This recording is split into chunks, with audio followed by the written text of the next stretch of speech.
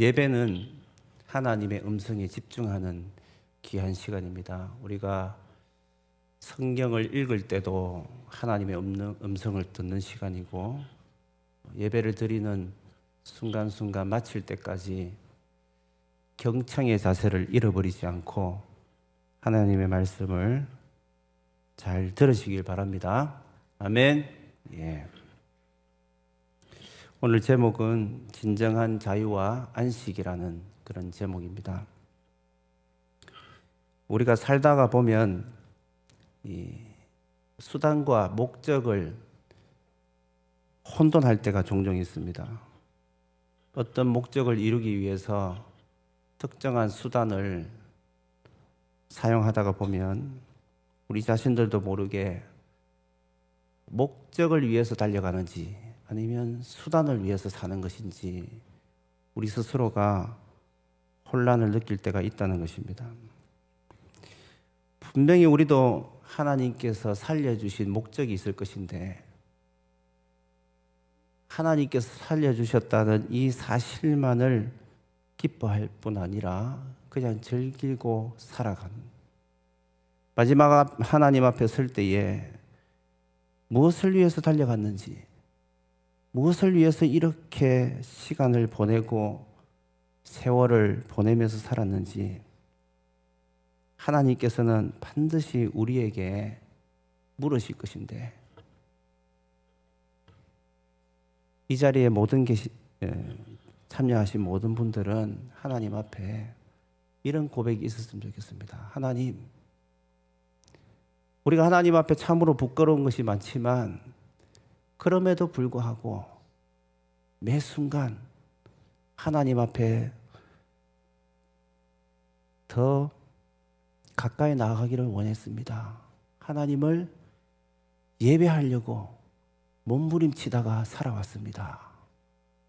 이런 고백이 저와 여러분에게 있기를 간절히 바랍니다.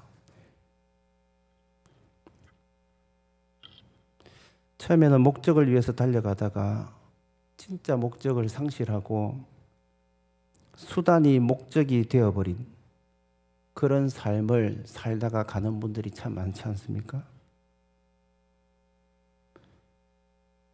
선교는 수단입니까? 목적입니까? 우리가 선교를 많이 합니다. 우리 교회가 존재하는 목적이 선교다. 사실은 그 말 속에 담겨 있는 진짜 목적은, 한번 따라하겠습니다. 영혼 구원입니다. 선교는 하나님께서 우리에게 주신 귀한 도구입니다. 도구. 선교를 통해서 하나님께서는 예배를 잃어버린 사람들을 예배를 회복할 수 있도록 하는 것이 목적이지 않습니까? 우리가 세상에서 살아갈 때에도 사업을 벌리고 직장 생활을 하고, 학생들은 학업의 본분을 다하면서 열심히 공부를 하고 살아갑니다. 그런데 그것만이 목적으로 살아가는 사람들이 적지 않다는 겁니다. 목적이 아니라 하나님께서는 그 일터를 주시고 사업터를 주시고 또 직장을 주시고 또 공부할 수 있는 시간도 주시고 건강도 주셨는데, 이것이 목적이 아니라 하나님께서 주시는 이 귀한, 하나님께 영광 돌릴 수 있는 이 수단이죠. 이것들을 가지고 하나님께 영광 돌리기 위해서 예배자로 서야 할 것인데, 우리가 하나님 앞에 진짜 목적을 상실하고 살아갈 때가 참 많다라는 것을 우리가 깨닫게 된다는 겁니다.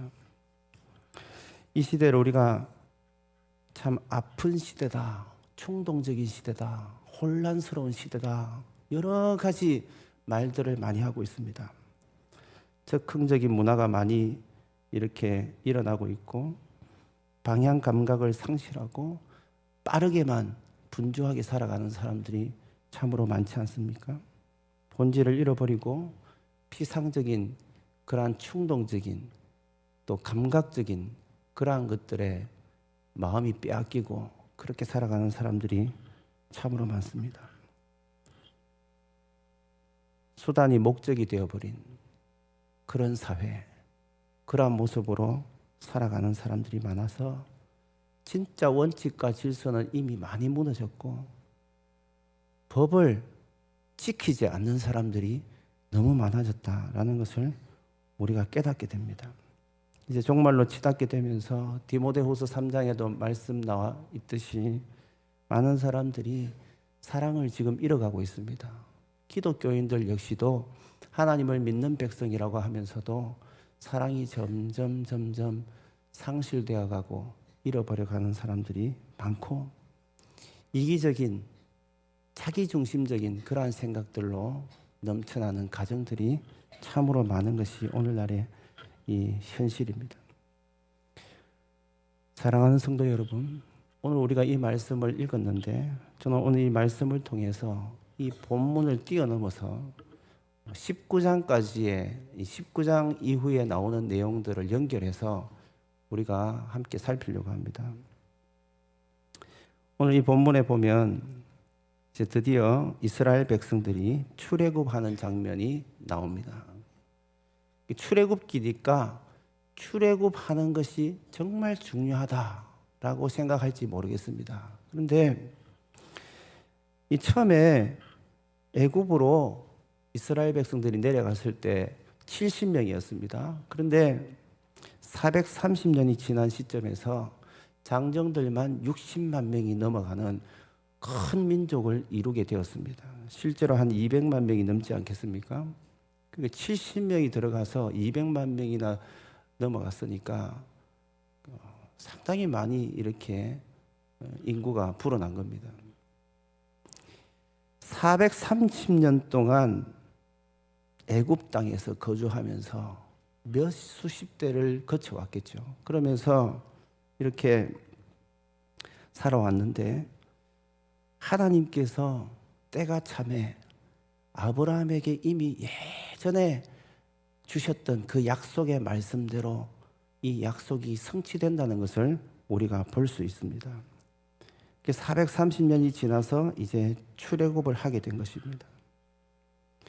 이 출애굽을 이스라엘 백성들이 잊어버리지 않도록 저나 여러분이나 하루 이틀 지나고 나면 잘 잊어버리지 않습니까? 430년이 지금 흘러왔습니다. 중요한 것은 무엇이냐면 그때 노예로 살면서 예배를 똑바로 드렸느냐 이 말입니다. 예배를 똑바로 잘 드리지 않았습니다. 날마다 노역에 시달리면서 억압 가운데 살아가는 이 사람들이 예배를 바르게 드리는 사람이 어디 있었겠습니까? 참으로 안타까운 것은 하나님께서 정말 울고 싶을 정도로 안타까웠겠다라는 생각이 많이 듭니다. 하나님께서 택하신 이 백성들이 예배를 상실하고 오랫동안 노예살이로 종살이로 그렇게 살아왔습니다. 그런데 하나님께서 때가 참에 이제 출애굽을 하게 하셨고 이스라엘 백성들이 잊어버리지 않도록 항상 기억하도록 유월절 규례를 오늘 말씀해 보시면 제정을 하시죠. 그래서 유월절을 기억하라는 이 말씀은 따라하겠습니다. 하나님을 기억하라는 말씀입니다. 이들의 눈에는 잘 보이지 않습니다. 그러나 430년 동안 종살이를 하면서 예배를 잃어버리고 예배를 잃어버렸다는 것은 하나님을 잊어버렸다는 겁니다. 하나님께서 통치하시고 하나님께서 생명을 유지시켜 주셨다는 것. 이 민족을 이렇게까지 큰 민족으로 이루어 오신 하나님의 계획, 하나님의 열심을 잘 몰랐다 이 말입니다. 그런데 하나님의 계획은 계속해서 흘러왔다는 것을 우리가 이 말씀을 통해서도 깨달을 수 있는 것입니다. 유월절을 기억하라는 말씀은 하나님을 기억하라는 말입니다. 이스라엘 백성들이 어디로 가든지 또 어디에서 구원받았는지를 정확하게 기억하라는 이 말씀입니다. 출애굽기를 우리가 계속해서 쭉 읽어보시면 이런 말씀이 계속해서 반복됩니다. 무엇이냐면 애굽 땅 종되었던 곳에서 하나님께서 불러내었다. 인도하여 내셨다. 이 말씀이 계속해서 나옵니다. 성경에서 강조하고자 하는 것은 반복을 합니다. 반복을. 어린아이들이 말을 잘 안 들으면 부모가 계속해서 같은 말을 들으라고 반복하지 않습니까? 교육하기 위해서. 마찬가지로 이스라엘아 들으라. 이것도 계속 반복의 말씀입니다. 말을 잘 못 알아듣거든요. 사람들이 생각보다 똑똑한 것 같아도 잘 잊어버립니다. 하나님 앞에서 예배자로 서야 할 것인데 하나님을 잘 기억을 하지 못하는 거예요. 하나님께서 베풀어 주신 그 은혜를 그때 잠깐 기뻐할 뿐이지 며칠 또 지나고 나면 또 까먹고 또 잊어버립니다. 사람들이. 민수기에도 가면 때를 따라서 계속해서 원망 불평하는 이스라엘 백성들의 모습을 계속 발견할 수 있지 않습니까? 중요한 것은 이스라엘 백성들이 어디에서 구원받았는가, 어디에서 출애굽했는가, 이것이 정말로 중요하다는 사실입니다. 그 땅이 무슨 땅입니까? 저주받은 땅. 겉으로는 풍요로운 땅이고 겉으로는 많은 사람들이 이렇게 기름진 땅으로 여길 수 있는 그 애굽 땅이 세속적인 땅이고, 하나님을 믿는 백성들이 똑바로 믿기에는 너무나 심각한 우상이 들끓는 그런 땅이지 않습니까? 예배를 드리기에는 부적합한, 좋지 않은 땅입니다. 그렇기 때문에 너희들이 어디에서 구원받았는가, 어디에서 하나님께서 인도해 내셨는가가 정말 중요하다는 겁니다. 나중에 이스라엘 백성들이 나태해지기 시작하면 유월절을 지키지 않습니다. 그런데 이들의 신앙이 다시 회복이 되면 또 유월절을 지키는 모습을 우리가 볼 수가 있다는 것입니다. 역대기에 나오는 이 히스기야 왕이라든지 요시야 왕이라든지 하나님 앞에 깨어서 부르짖고 이렇게 눈물로 기도하는 왕들을 보면, 그 지도자들을 보면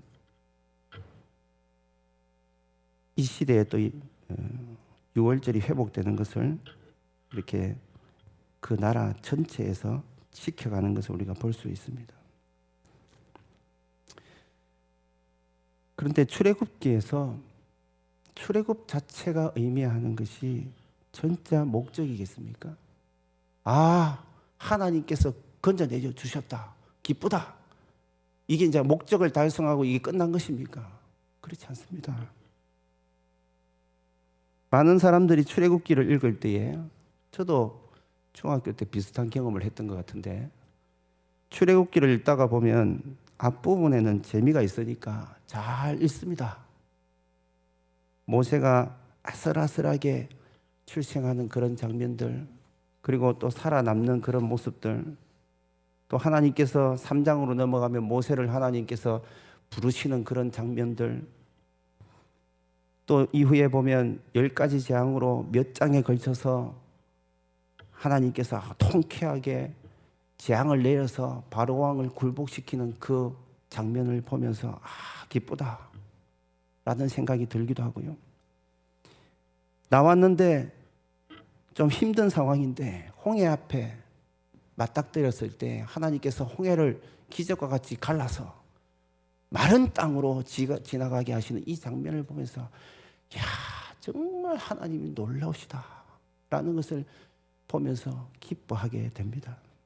그런데 이 놀라운 이 기록들을 보다가 쭉 조금 더 지나가면 이제 19장으로 접어들게 되면서, 그때 모습을 보면 시내산에서 하나님과 이스라엘 백성들이 만나는 장면인데, 예배하는 모습, 그런 모습입니다. 여기서부터 대체로 이제 잠을 자기 시작합니다. 성경을 잘 읽지 못하고 재미가 없는 거예요. 이게 뭘까? 안 그래도 힘들어 죽겠는데 뒤에 가면 길게 나오는 장면이 성막을 만드는, 성막을 어떻게 만드는지 그런 내용들로 마지막까지 가는 이 출애굽기입니다. 사랑하는 성도 여러분, 중요한 것은요, 하나님께서 출애굽기를 기록하고 출애굽을 하게 하신 목적이 뭐냐면 따라하겠습니다. 예배를 드리기 위함입니다.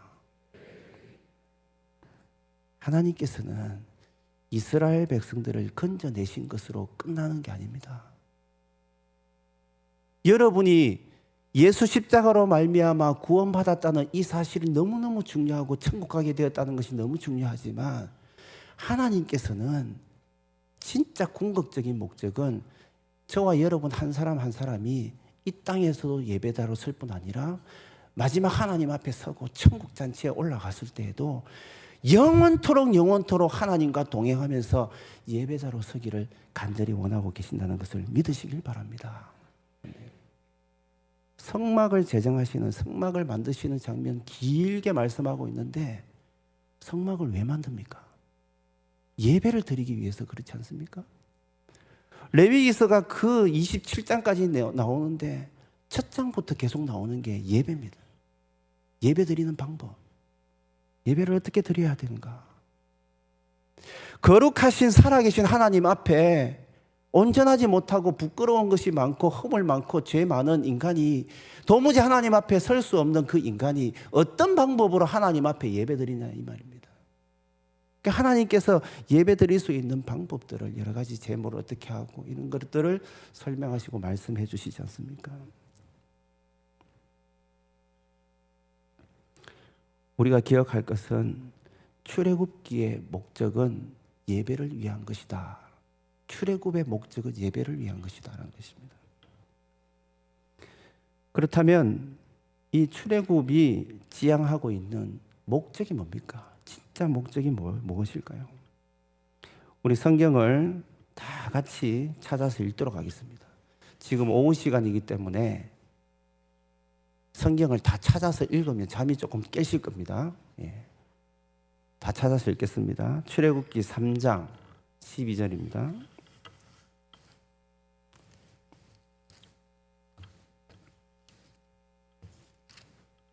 출애굽기 3장 12절 같이 읽겠습니다. 시작. 하나님이 이르시되 내가 반드시 너와 함께 있으리라. 네가 그 백성을 애굽에서 인도하여 낸 후에 너희가 이 산에서 하나님을 섬기리니 이것이 내가 너를 보낸 증거니라. 아멘. 이 말씀을 잘 보시면 하나님이 이르시되 내가 반드시 너와 함께 있으리라. 네가 그 백성을 애굽에서 인도하여 낸 후에 아직 이 말씀을 주실 때는 모세를 처음 부르신 장면입니다. 우리가 읽었던 이 본문 말씀보다 한참 앞서는 그런 장면인데 이미 하나님께서 모세에게 뭐라고 말씀하시냐면 이스라엘 백성들이 네가 그 백성을 애굽에서 인도하여 낸 후에 너희가 하나님께서 처음 모세를 부르신 그 산, 호렙산이죠. 그 산에서 하나님을 섬길 것이다. 이것이 내가 너를 보낸 증거다. 약속의 말씀입니다. 이 말씀을 믿으시길 바랍니다. 모세는 이 말씀을 붙잡고 이스라엘 백성들을 이제 인도해 가는 것이죠. 너희가 이 산에서 하나님을 섬기게 될 것이다. 이 말은 예배입니다. 예배. 하나님을 예배하게 될 것이다 라는 것입니다. 그러니까 우리가 다시 정리를 하면요, 출애굽의 궁극적인 목적, 하나님의 뜻은 이스라엘 백성들을 애굽에서부터 종살이하는 430년 동안 노예로 살아가는 예배를 잃어버린 그 백성들을 건져내신 목적이 무엇이냐 하면 예배를 회복하기 위함이다라는 것입니다. 출애굽 자체는 매우 드라마틱한 해방의 사건입니다. 그러나 이스라엘 백성들이 애굽에서 탈출한 출애굽한 것만으로 진정한 해방이 될 수 없었다는 것이죠. 이스라엘 백성들은 거의 400년 동안 자유를 잃어버렸습니다.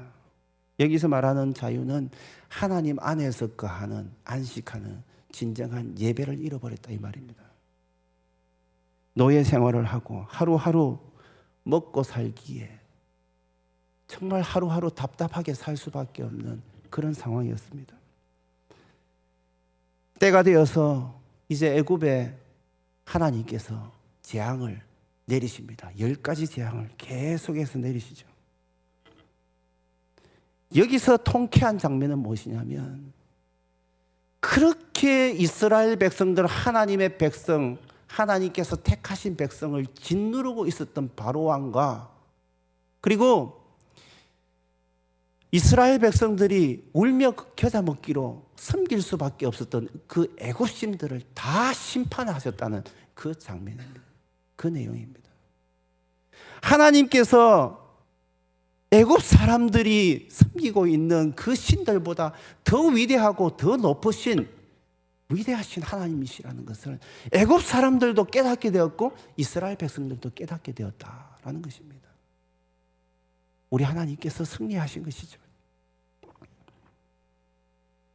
이렇게 함으로 인하여서 이스라엘 백성들은 이제 자유를 맛보게 되었습니다. 그러나 이 자유라는 것이 아주 더 깊은 의미의 자유는 아니었다는 것이죠. 이스라엘 백성들이 애굽에서 해방된 것만으로 진짜 자유를 누릴 수 있었느냐? 그렇지 않습니다. 이스라엘 백성들이 받은 이 자유 온전하게 누리기 위해서는 따라합니다. 하나님과의 관계 속으로 들어가야 됩니다. 그게 예배죠. 하나님과의 깊은 교제의 자리까지 나가야 된다 이 말입니다.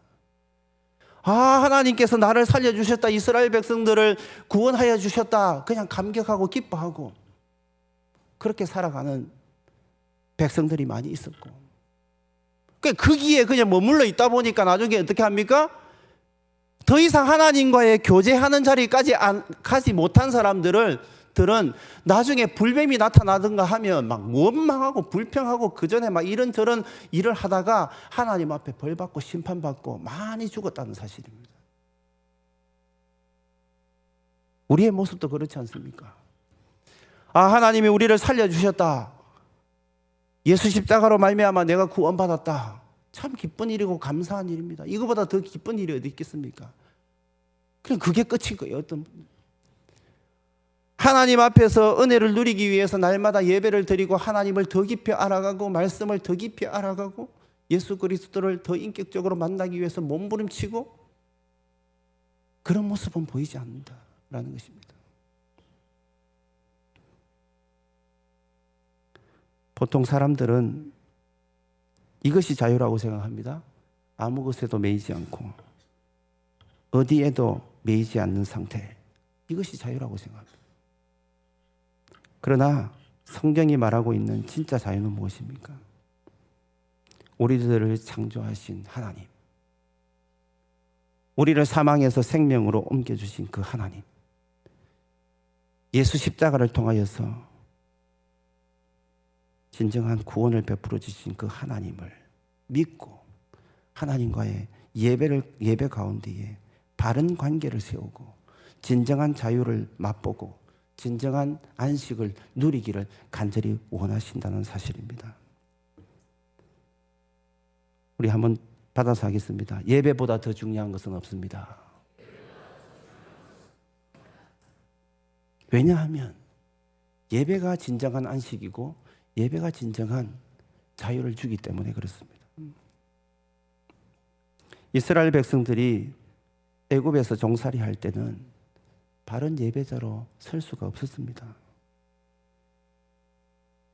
우리들도 죄와 사망의 종로를 했을 때는 제대로 예배를 드릴 수가 없습니다. 우리 자신들의 모습을 한번 보시기 바랍니다. 그리고 이 악한 시대에 우리의 자녀들의 모습을 한번 보시기 바랍니다. 얼마 전에 신문에 보니까 너무나 많은 사람들이 충동적인 그런 우발적인 행동을 많이 하는 시대가 되었다라는 기사를 보았습니다. 왜 그럴까요? 시대가 악하여지고 점점 많은 사람들이 스트레스를 받으면서 살아갑니다. 세상은 날이 가면 갈수록 편리해지긴 하지만 더 힘들어졌습니다. 예전보다 더 많은 분들이 죄와 사망의 노예로 살아가고 있습니다. 이런 사람들이 어떻게 예배를 잘 드릴 수가 있겠습니까? 하나님이 우리들에게 주신 진정한 자유, 그것은 바로 예배를 회복하는 그러한 일입니다. 출애굽기 19장에서 시작되는 이 이스라엘 백성들을 이 시내산에서 하나님을 예배하는 이것이 바로 출애굽의 목적이라는 것이죠. 우리는 19장부터 더 본격적으로 집중해서 우리가 묵상을 하면서 읽어가야 됩니다. 시내산에서 이루어지는 그 하나님과 이스라엘 백성들의 만남, 그때를 우리가 잘 읽어야 됩니다. 세계 선교학계에 큰 충격을 준 책이 있습니다. 그것이 존 파이프 목사님이 기록한 책인데, 열방을 향해 가라라는 그런 책이 있습니다. 이 책은 선교의 목적을 잃어버리고 세계 선교에 열심히 달려가고 있는 그런 분들에게 다시 한번 선교의 목적이 무엇인가를 깨닫게 해주는 그런 책입니다. 그게 1장에 여러 가지 챕터로 나눠져 있는데 제일 첫 장에서 하고 있는 말씀이 이런 말씀입니다. 선교는 교회의 궁극적인 목적이 아닙니다. 예배가 그 목적입니다. 예배가 없기 때문에 선교가 필요한 것입니다. 궁극적인 목적은 선교가 아니라 예배입니다. 왜냐하면 궁극적인 존재는 사람이 아니라 하나님이기 때문입니다. 이 시대가 끝나고 구속받은 셀 수 없이 많은 이들이 하나님의 보좌 앞에서 머리를 조아리게 될 때에 선교는 더 이상 존재하지 않을 것입니다. 선교는 일시적으로 필요한 것일 뿐입니다. 그러나 예배는 영원합니다. 할렐루야. 예배는 우리가 죽더라도 천국 가서도 영원토록 해야 될 것이 바로 예배입니다. 하나님과 깊은 교제의 자리로 나아가는 것보다 더 중요한 것은 없다 이 말입니다. 사랑하는 성도 여러분, 꼭 기억하시길 바랍니다. 여러분 가정에 근심거리가 많습니까? 기도 제목이 넘쳐납니까? 자녀들이 말을 듣지 않습니까? 아니면 건강이 많이 무너졌습니까? 힘든 상황입니까? 누구에게도 말 못할 그런 아픔들이 많이 있습니까? 그렇다면 하나님과 깊은 관계를 다시 회복할 수 있기를 간절히 바랍니다. 하나님과의 관계를 다시 회복할 때에 우리의 모든 질서들은 다시 제자리를 찾아갈 것입니다. 우리 자녀들이 왜 말을 안 들을까요? 부모의 권위를 상실했을 때 말을 안 듣습니다. 아빠를 아빠로 인정하지 않을 때에 자녀들은 아빠의 말을 듣지 않게 되어 있습니다.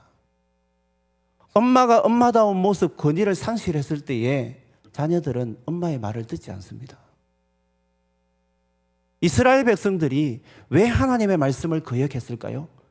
그것은 하나님과의 예배가 완전히 끊어졌기 때문에 그렇습니다. 자기중심적으로 살고 하나님이 도무지 보이지 않고 세상적인 정욕적인 눈으로 치우쳐져 있었기 때문에 예배가 회복되지 않았기 때문에 너무나 많은 사람들이 광야에서 쓰러져 죽어갔습니다. 오늘날과 같은 이런 이 현상을 바라보면서 주님 재림하실 때까지 우리는 광야 생활을 계속해 나갑니다. 믿음의 걸음을 우리가 계속 한 걸음 한 걸음 옮겨가면서 살아가야 할 것인데 우리는 하나님 앞에서 날마다 깨어서 예배대로 설 수 있기를 간절히 바랍니다. 하나님께 드리는 이 예배는 이스라엘 백성들이 출애굽을 한 목적입니다. 지금 이스라엘 백성들은 시내산에서 하나님을 섬기기 위해서 대장정의 길에 오르고 있는 장면이 바로 이 본문 말씀입니다. 마찬가지로 우리들도 하나님 나라를 바라보면서 이 땅에서 살아가게 됩니다. 우리가 살아가는 이유는 언젠가는 하나님 부르실 때에, 하나님 나라가 온전하게 임할 때에 우리 하나님을 다 깊이 만나고 얼굴을 대하듯이 바로 앞에서 만나듯이 우리가 직면하게 될 것이고 하나님 앞에서 예배자로 서야 할 것입니다. 우리는 하나님을 예배하기 위해서 구원받았다는 것을 잊지 마시길 바랍니다. 우리는 하나님을 영광을 위해서 구원받았다는 사실도 잊지 마시길 바랍니다.